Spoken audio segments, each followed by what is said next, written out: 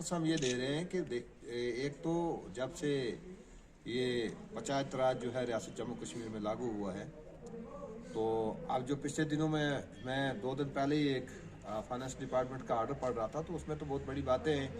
अब उसमें यह है कि भाई इतने 1000 करोड़ फलां डिपार्टमेंट, तो पंचायतों को जो है वो 11,000 करोड़ रुपया जो है इसके लिए मुख्तस किया जाएगा।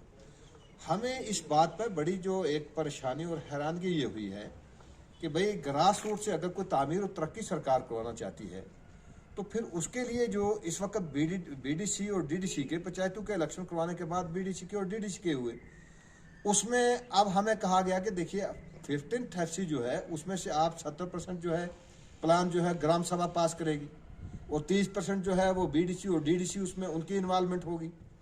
हम ये चाहते हैं कि उनको दे, हम किसी के वो नहीं है, अब उनको 20-20 करोड़ रुपया दे दे, उनके डिस्पोजल पे रखे, लेकिन पंचायत के डिस्पोजल पे क्या रखा? अगर 15th FC का थोड़ा बहुत पैसा आता था उसमें हमें रखा ग्राम सभा में 70% और बीडीसी और डीडीसी को जो है 30% वहां से उठा के दिया गया। हमारा ये एहतजाज है कि ये पैसा जो है इसके बरक्स कहीं और से किसी स्कीम से उनको दिया जाए, लेकिन हमारे ही पैसे से ना दिया जाए ना, हम पंचायतों को क्या जवाब देंगे? हमें तो बेहतर अब ये है कि भाई अब एक एक खोखा अपनी अपनी पंचायतों में खोलना चाहिए, और जब लोग हमारे पास आए तो हम उनको एक एक कप चाय का पिला के उनको वापस करें कि हमारे पास कुछ नहीं है, जो ये चाय का पियो और चले जाओ। क्योंकि सरकार का फैसला अजीब है और ये पहली बार अजीब फैसला हुआ है। अब ग्राम सभा जो है प्लान अप्रूव करके ग्राम सभा भेजेगी, लेकिन इम्प्लीमेंटेशन जो है वो जाके होगी डिस्ट्रिक्ट डेवलपमेंट काउंसिल में। हमें इस बात की हैरानगी, अगर ग्राम सभा पास करके भेजेगी तो ग्राम सभा का प्लान जो है वही अप्रूव होना चाहिए। अब उसमें दूसरी अप्रूवल की क्या जरूरत है हमें?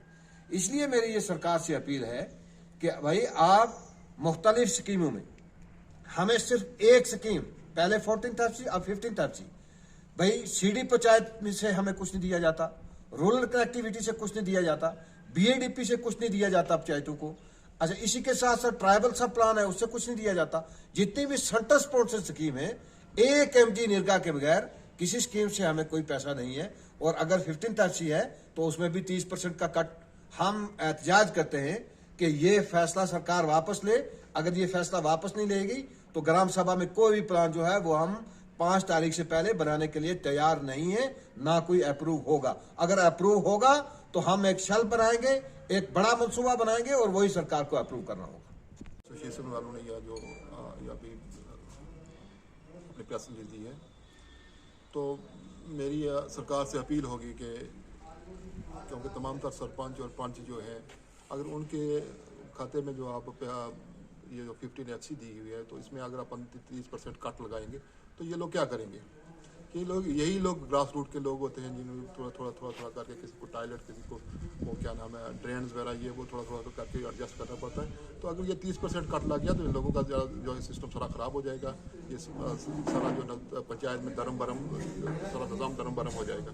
लिहाजा मेरी सरकार से अपील होगी कि आप लोग जो BDC और DDC लोग जो हैं वो उनको आप अपनी तरफ से जो देना चाहते हैं दें। बहरहाल जो पंचायतों में कट लगा रहे हैं ये कट मत लगाएं, क्योंकि ये ओवरऑल हम पूरी स्टेट की बात करेंगे, ना कि एक तहसील की बात करेंगे। या हमारे जो एसोसिएशन वाले क्या राजौरी के हैं, पुंछ के हैं, या किसी भी बाकी इलाकों के लोग हैं, तो सभी की यही डिमांड है कि हमारा जो पैसा है उसमें कट मत लगाया जाए।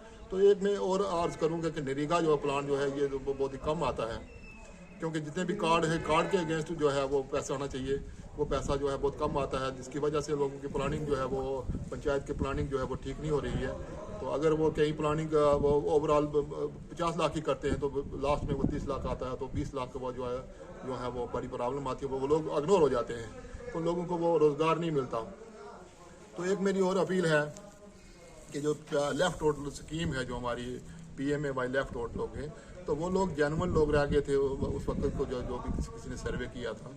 तो मेरी ये दरख्वास्त होगी LG साहब से कि वो इमीडिएटली वो जो लेफ्ट आउट से जो है हमारी वो जो लिस्ट गई हुई है उनके पास, वो उसको अप्रूव करके तो हमारे लोगों को दें, ताकि हम लोगों को वो अकोमोडेट करें। लिहाजा एक ये जो कोरोना के जो है मतलब जो बात है, तो मैं लोगों से अपील करूंगा, तमाम तर जो यहाँ के हमारे इलाके के या लोगों से अपील है कि वो इसका पूरा एहतियात करें। तो ये हमारे जो सिटी है, ये इलाके में बहुत गंद पड़ा हुआ है, इसकी सफाई का भी पूरा ख्याल रखा जाए, तो सैनिटाइज किया जाए इलाके को, ताकि वो ये बीमारी से जो बच सकें। तो मैं दरख्वास्त सरकार से कि जो भी हमारी डिमांडें हैं इस पर पूरी नज़र रखी जाए, और ताकि हमारा जो काम जो है वो ना रुके और ये चलते रहे। सब्सक्राइब, लाइक, शेयर, कमेंट करना न भूले और सभी बड़ी खबरों के लिए देखते रहे कि ये चैनल से संपर्क करने के लिए इस नंबर को डायल करें 9906086260।